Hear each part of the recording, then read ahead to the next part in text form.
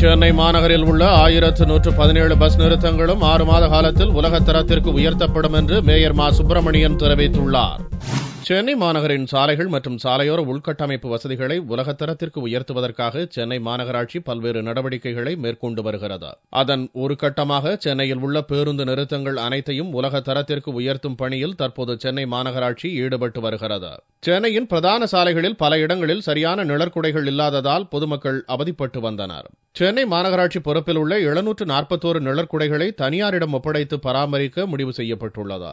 இதன் மூலம் ஆண்டிற்கு 2,04,00,000 ரூபாய் மாநகராட்சிக்கு வருமானமாக கிடைக்கும். சென்னை புதிய தலைமைச் செயலகம் அருகில் கட்டப்பட்டு வரும் பேருந்து நிழற்குடை பணிகளை பார்வையிட்ட மேயர் மா. சுப்பிரமணியன், சென்னை முழுவதும் உள்ள 1117 பேருந்து நிறுத்தங்களில் உள்ள நிழற்குடைகள் அடுத்த 6 மாதத்திற்குள் உலகத்தரத்திற்கு உயர்த்தப்படும் என்று தெரிவித்தார்.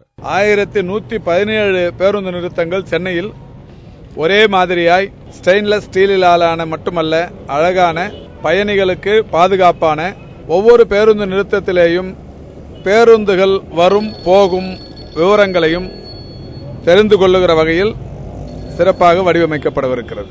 எல்லாமே சேர்ந்து அதிகபட்சமா ஒரு 6 மாத காலத்திற்குள் சென்னையில் 1117 பேருந்து நிறுத்தங்களும் இதுபோன்ற ஸ்டெயின்லெஸ் ஸ்டீலாலான அதிநவீன பேருந்து நிறுத்தங்களாக மாற்றப்படும்.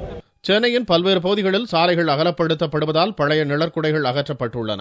அந்த பகுதியிலும் விரைவில் நிழற்குடைகள் அமைக்கப்படும் என்று மேயர் மா. சுப்பிரமணியன் தெரிவித்தார்.